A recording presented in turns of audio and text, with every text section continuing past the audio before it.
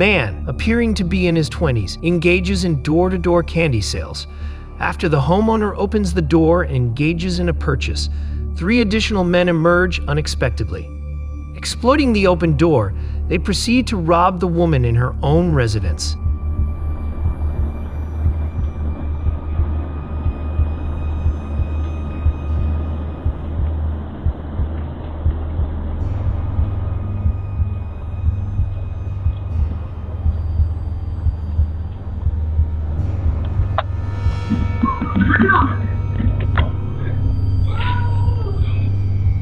The entire operation was meticulously planned, with the candy vendor being complicit from the start.